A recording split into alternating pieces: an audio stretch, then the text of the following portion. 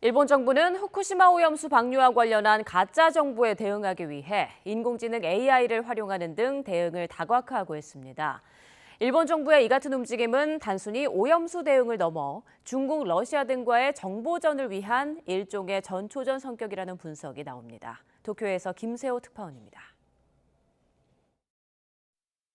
일본 외무성은 지난 26일 공식 트위터에서 오염수 안전성을 주장하는 동영상을 우리말과 중국어 등 9개국 자막으로 볼 수 있도록 소개했습니다.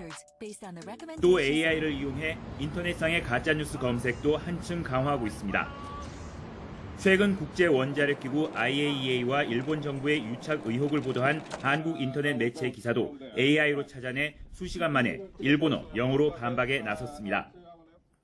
니혼 게이자의 신문은 일본 정부가 가짜 정보 대책을 강화하는 것은 앞으로의 정보전이 일본의 안보와도 직결되기 때문이라고 풀이했습니다. 러시아는 우크라이나 침공 시 젤렌스키 대통령이 도망갔다는 가짜 뉴스를 SNS 등에 퍼뜨려 우크라이나 국민의 혼란을 유도했습니다. 중국도 사이버 공격 능력 확대에 힘을 쏟고 있는데 타이완 유사시를 둘러싼 정보전이 활발해지면서 일본도 영향을 받을 것이라는 분석이 나옵니다. 실제 지난해 8월 기시노부오 전 방위상이 우크라이나를 비난하는 내용을 트위터에 쓴 것처럼 가장한 허위 동영상이 퍼진 바 있습니다. 일본은 또 해상자위대의 정보전 기간 부대 창설을 검토하는 등 허위 정보 대응을 전담할 조직을 늘려나갈 것으로 전망됩니다.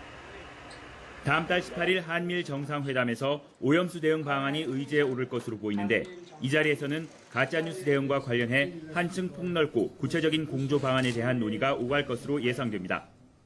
我が国としては、米国や韓国をはじめとする国際社会とも協力しつつ、悪意ある偽情報の拡散に対しては必要な対策を取るとともに、 결국 일본은 오염수 가짜 정보 대응을 통해 안보 측면에서 정보전 능력을 강화해 나가는 계기로 삼을 것이라는 해석에 힘이 실리고 있습니다. 도쿄에서 YTN 김세호입니다.